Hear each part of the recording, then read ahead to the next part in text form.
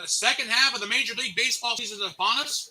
I will have all of the division races, and I'll bring you up to date on that tonight. I've also got the best records in the American League and National League, and the best record overall. I'm going to talk about all of that tonight. I will also give you my American League, National League Cy Young predictions along with my MVP predictions. And I will also give you my World Series prediction. And I'm going to tell you right now, it's not going to be an all New York World Series. I will have much more on that tonight. And we will start this this MLB special right after this.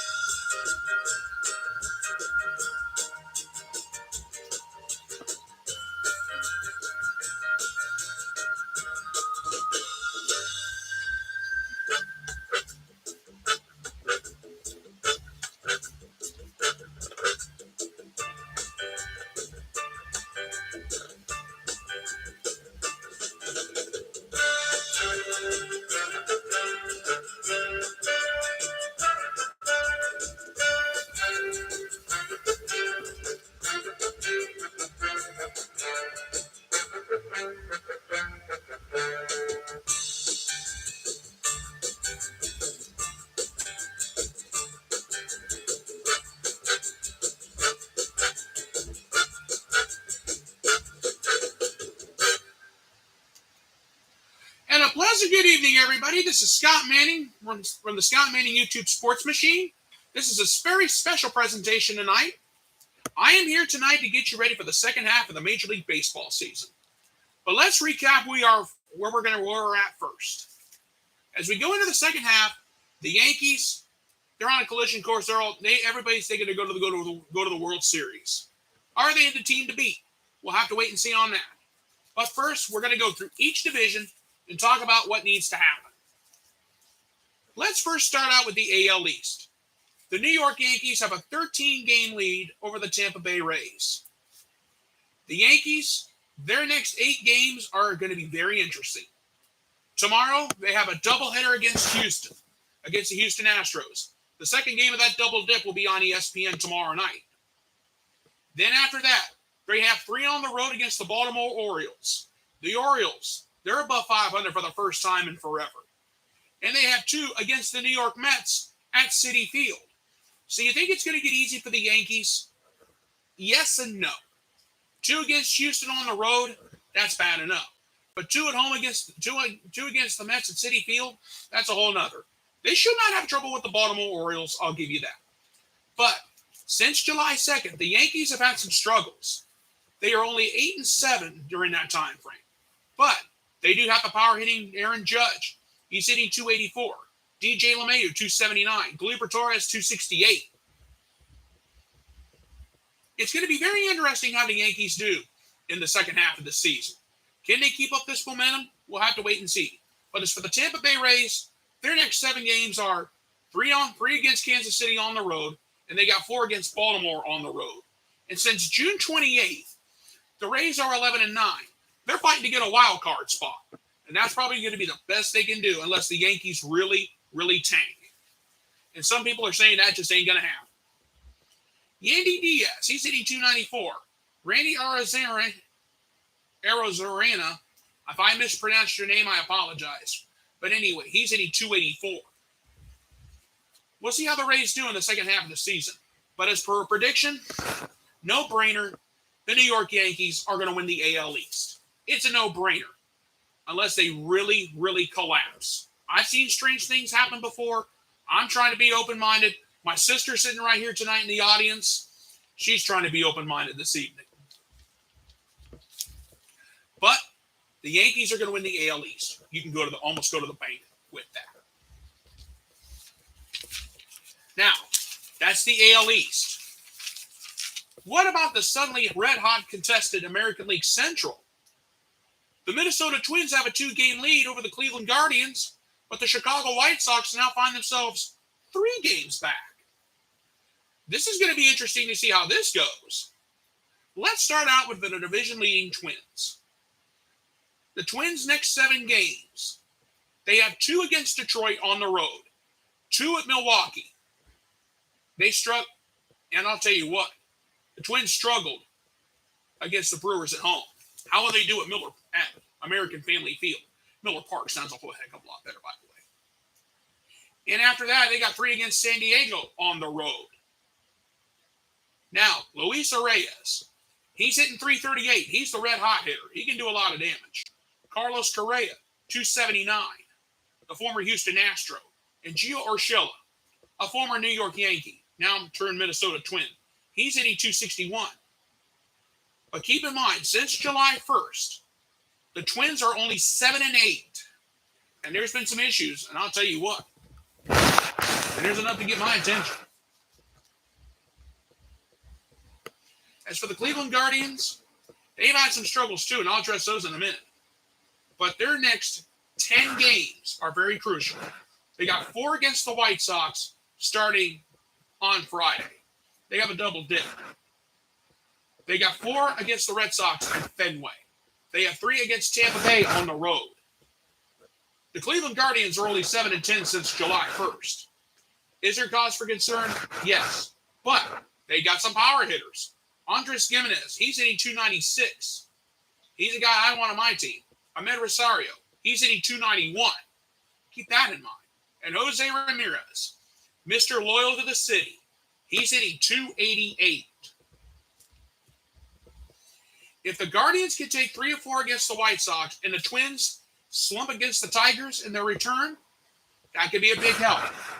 But this upcoming series between the Guardians and the White Sox is a huge one, and I'm going to get to that in a second. The White Sox next 9 games, that's what's got me concerned. They got 4 against Cleveland at home. They got 2 against the Rockies on the road, and they got 3 versus Oakland at home. Since July 1st, nobody's been paying attention to this, but the White Sox have been 11-7 in that time.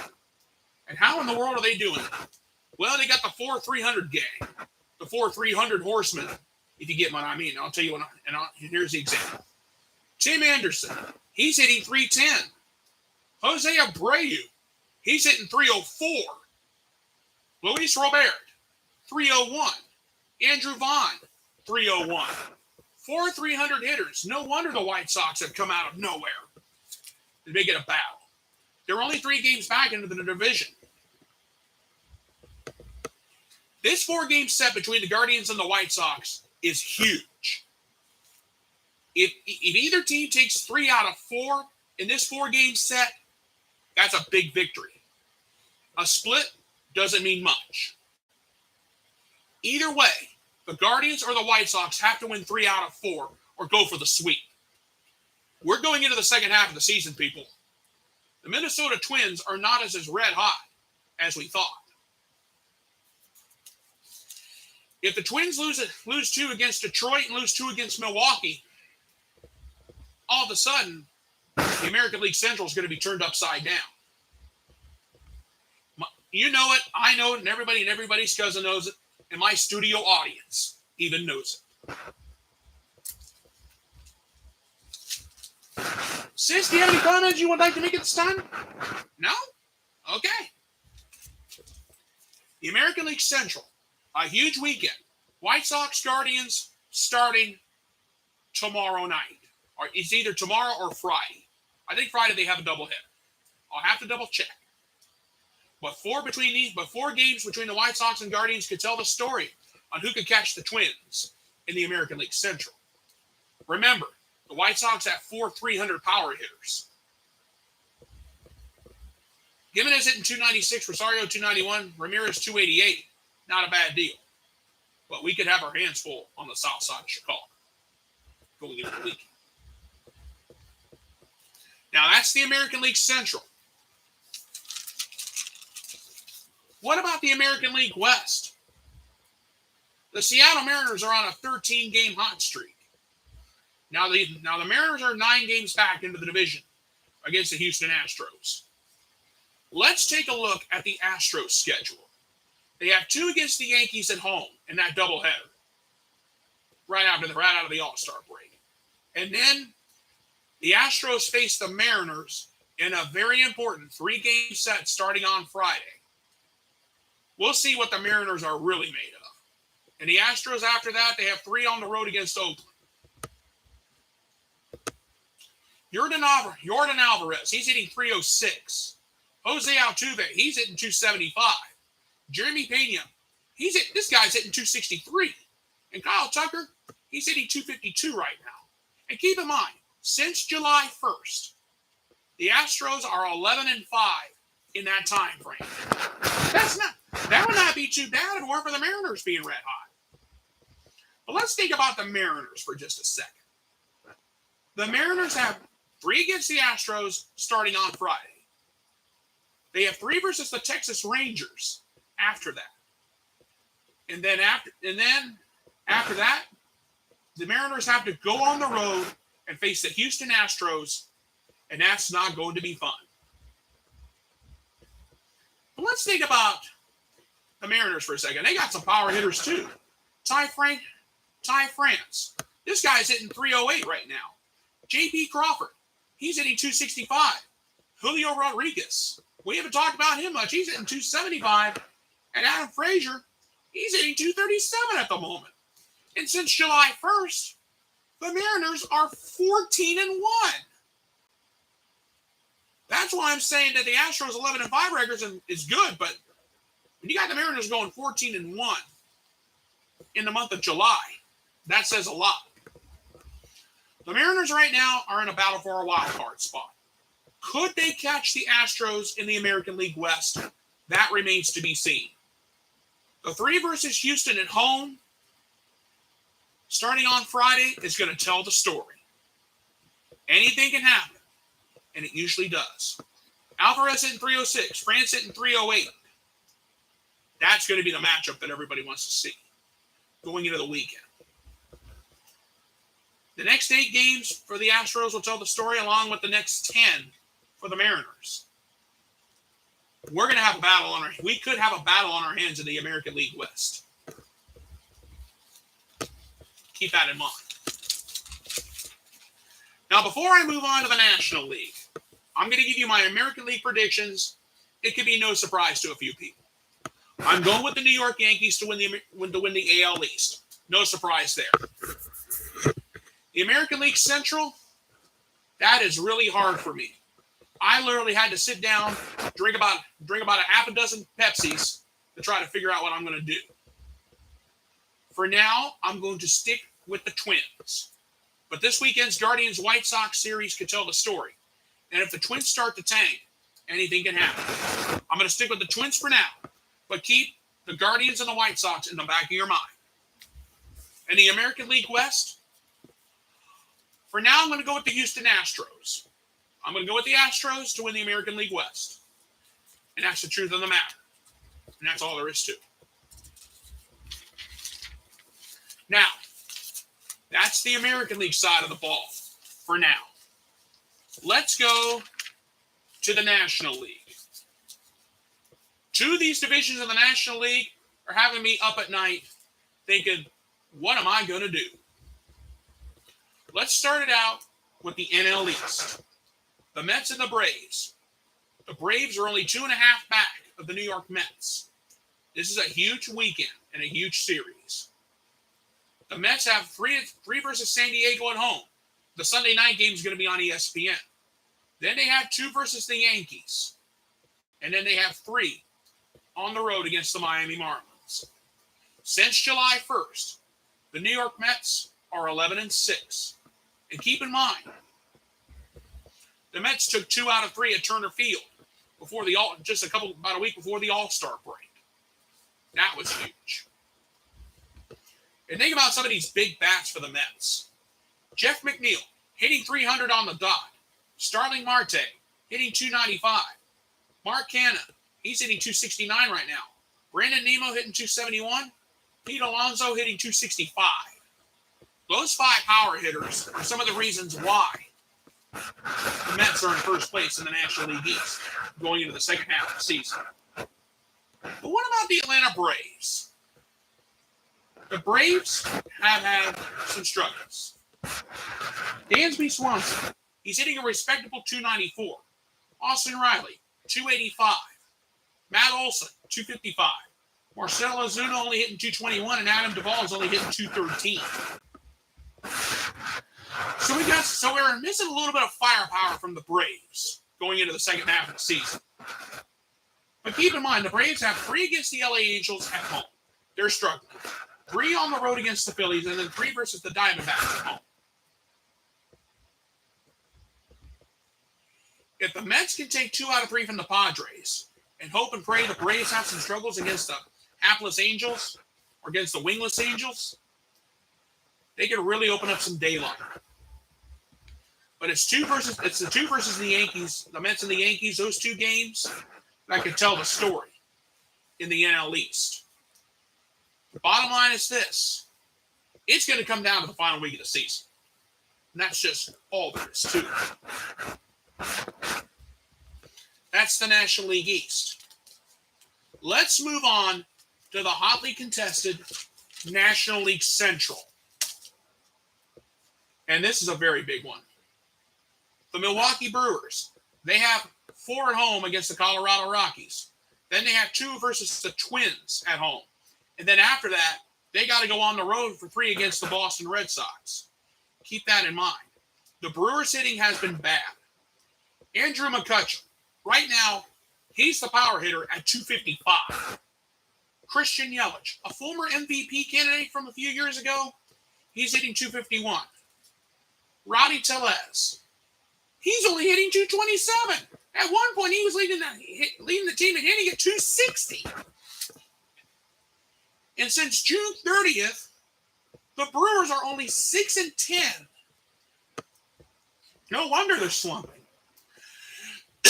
And keep in mind, right before the All-Star break, the San Francisco Giants took 3 out of 4 from the Brewers, and that was huge. The Cardinals only find themselves a half game back. And here's this Cardinals schedule. You think it's going to be easy for them? Nope. They have 3 on the road against Cincinnati. They have 2 on the road against Toronto. They have 3 on the road against the Washington Nationals. Paul Goldschmidt, he's hitting 330 right now. Nolan Arenado, he's hitting 293. And Tommy Edman, he's hitting 259. But here's the problem. Since July 1st, the Cardinals are only 7-8 in that time. There's always a cause for concern there. And that's the truth of the matter. The first 3 for the Cardinals against the Reds on the road is going to maybe tell the story. But if the Brewers have their struggles against the Rockies, who are struggling in the National League West, that could open the door for the Cardinals to really do some damage. The Cardinals only find themselves a half game back going into the start of the second half of the season. So look out in St. Louis and Milwaukee, the battle of the beer cities. Miller Brewing versus Anheuser-Busch. And a lot of my buddies think Budweiser tastes better than Miller Brewing. And these are some of my buddies from work that we're talking. Now that's the National League Central. Now it's time to talk about the National League West. The Los Angeles Dodgers have a 10-game lead over the San Diego Padres. The Dodgers begin their second half of the season with 4 against San Francisco at home. They got 3 versus Washington at home. And then they got to go on the road for 4 against the Colorado Rockies. Since June 30th, The Dodgers are 12-2. And here's why. Freddie Freeman, the Brave from 1 year ago, he's hitting 321. Trey Turner, he's hitting 306. Gavin Lux, what's he doing? He's hitting a respectable 292. And Will Smith is hitting 272. But what about the San Diego Padres? Now, the Padres, they face the Mets. I've already talked about that. Then the Padres have 3 on the road against the Detroit Tigers, the hapless Tigers, and then they got 3 at home versus the Minnesota Twins. It's not going to be easy for the Padres. But right now, Manny Machado's hitting a wonderful 303. You got Eric Hosmer hitting a wonderful 271. Then you got Jake Cronenworth and Jurickson Profar, both hitting 241 respectively. But here's the problem. Since June 30th, the Padres are 6-11. The Padres have got to pick it up now. The Padres have to go on a 9-game tear and hope the Dodgers really have trouble starting in the second half of the season to have any chance in the National League West. Freeman and Turner both of them hitting over 300. That's a big deal right there. That's almost their whole ball club. And that's the truth of the matter. But before I move on, I'm going to give you my predictions for the National League. The National League East, I'm going to go with the New York Mets because they got some power hitters. The National League Central, it's TCTC, too close to call. But at the end of the day, I'm going to go with the St. Louis Cardinals because of Paul Goldschmidt, Nolan Arenado, and Tommy Edman. Basically because of Goldschmidt and Arenado. I think they're both going to have a strong second half, so I'm going to go with the Cardinals to win the National League Central. And the National League West, I'm going to go with the Los Angeles Dodgers to win that division. Now, let's look. Now, that's my division picks. We need to talk about the wild card races. And the wild card races are very, very tight. In the American League, the Tampa Bay Rays have the first wild card spot. The Seattle Mariners own the second wild card spot by 1 game. The Toronto Blue Jays right now are on the outside looking in. The Boston Red Sox, they're 2 games back. And the Cleveland Guardians, they're 2.5 back right now. The Tampa Bay Rays, if they can just keep winning, they'll be in good shape. The Seattle Mariners, the same way. The Boston Red Sox, they've got to get red hot right now. And the Guardians, they're only 2 games back in the American League Central. I said this earlier. If they can get on a hot streak, if they can take 3 out of 4 against the White Sox, that would go a long way. And that's just all there is to it. And in the National League right now, the Atlanta Braves hold the first wild card spot. If they can catch the Mets going into the second half, that could be big. The San Diego Padres have the second wild card. That's probably what they're going to be playing for the rest of the way. The Phillies and Cardinals, they're trying to fight back and get into that position. And the San Francisco Giants find themselves a half game back after a huge 3 out of 4 against the Milwaukee Brewers. Folks, the wild card races are going to be really tight going the rest of the way.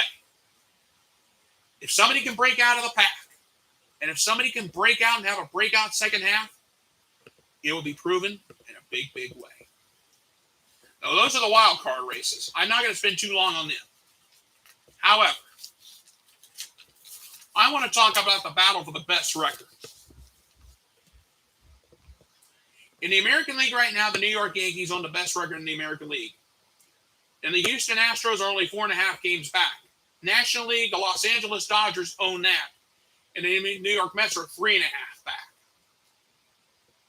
But overall, the New York Yankees are going to battle the Los Angeles Dodgers for the best record in all of Major League Baseball. The Houston Astros find themselves 4.5 back. And the New York Mets only 6.5 back.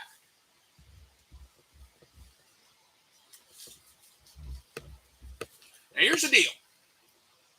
It's going to come down to whoever has that. My predictions for the wild card are very simple.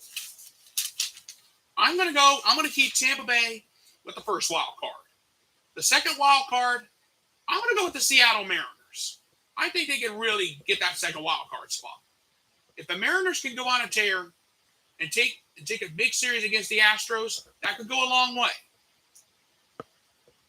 But the Cleveland Guardians are in that mess too. So I'm going to go with Tampa Bay and Seattle for the wild card spots. And in the National League, I'm going to go with the Atlanta Braves. And I'm going to go with the San Diego Padres for now. That is subject to change. And as far as best record in baseball, I'm going with the New York Yankees. The Yankees are just that good. I don't care what the entire NBC Chicago lineup has to say about it. Now, I usually don't talk about individual awards, but I do tonight. I got some predictions for Cy Young and MVP. But first, let's go over the Cy Young list in the American League. Shane McClanahan of the Tampa Bay Rays. He's got a league-leading 1.71 ERA and 147 strikeouts to his credit. He's one of the best pitchers that the Rays have right now. Justin Verlander of the Houston Astros. At age 39, he's still pitching the best games of his life. He has a 1.89 ERA with 108 strikeouts to his credit. And Garrett Cole. Right now, Garrett Cole has a 3.02 ERA and 147 strikeouts to his credit. My prediction for American League Cy Young, I am going to go with Justin Verlander. Verlander's at the top of his game right now. Now, grant you McClanahan has a league-leading 1.71 ERA. But at the end of the day, I'm going to go with the experience. Justin Verlander. And that's where I'm going to go with for American League Cy Young. And on the other side of the ball in the National League, I got Sandy Alcantara of the Miami Marlins. He has a 7-2 record with a 1.31 ERA, and he's leading the league in that with 123 strikeouts. Next in line, Corbin Burnes of the Milwaukee Brewers. He has a 7-4 record with a 2.14 ERA and 144 strikeouts to his credit. Then after that, I got Joe Musgrove of the San Diego Padres. He has an 8-2 record with a 2.42 ERA and 102 strikeouts. Folks, I'm going to come right out and say it. I'm going to go with Sandy Alcantara of the Miami Marlins to win the National League Cy Young. He's got a 1.31 ERA, 123 strikeouts to his credit. But if the Marlins hitting could get red hot, I could see them making a wild card run. I really can. That's all there is to it. Now, let's move on to MVP. In the American League, I got Aaron Judge of the New York Yankees. He's hitting .284 right now with 33 home runs, 70 RBIs, and an OPS of .982. Yordan Alvarez. Right now, he's hitting .306 with 26 home runs, 60 RBIs, and an OPS of 1,058. And Jose Ramirez has an outside chance. He's hitting .288 right now with 19 home runs, 75 RBIs, and an OPS of .944. My pick for American League MVP is Yordan Alvarez of the Houston Astros. Alvarez is hitting .306 right now. If he can keep that up, that's my prediction. And that's at the end of the day, in my professional opinion. And now, the National League side of the ball for MVP. Excuse me. From the St. Louis Cardinals, I've got Paul Goldschmidt. He's hitting .330 right now with 20 home runs, 70 RBIs, and an OPS of 1,004. Nolan Arenado. He's hitting a wonderful .293, 18 home runs, 59 RBIs, an OPS of .885. And Pete Alonso of the New York Mets. He's hitting .265, 24 home runs, 78 RBIs, and an OPS of .856. My choice for National League MVP, Paul Goldschmidt. I'm going with Paul Goldschmidt of the St. Louis Cardinals. He's red hot right now, everybody. If he can keep hitting over 300, I can see him winning National League MVP. I really can. And last, but certainly not least, I am going to give you my World Series prediction.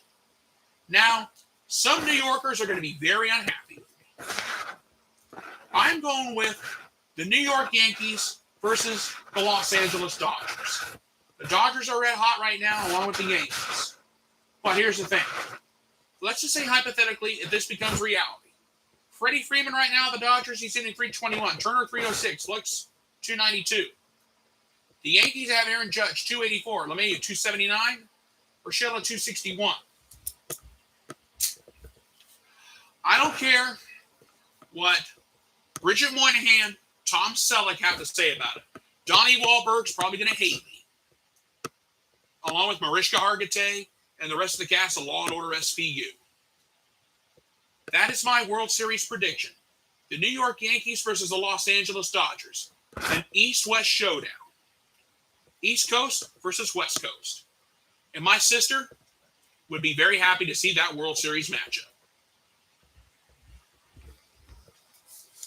And now, ladies and gentlemen, it is now time for my closing thoughts on this night.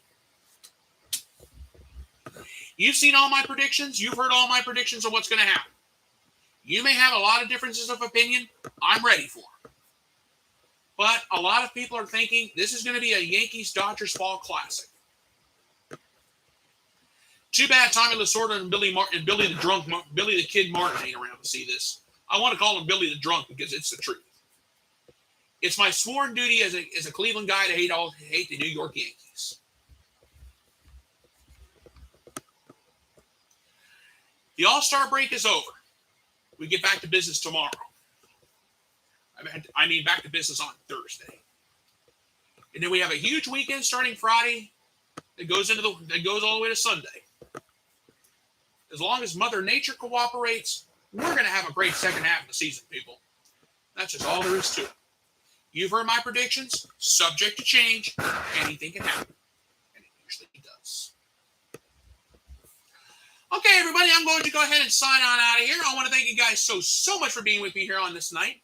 Please go ahead and subscribe to my YouTube channel. My name is Scott Manning, and all you have to do is type my name, scroll down, look for this pretty face, click subscribe, and you will see all the sports shows I have done so far.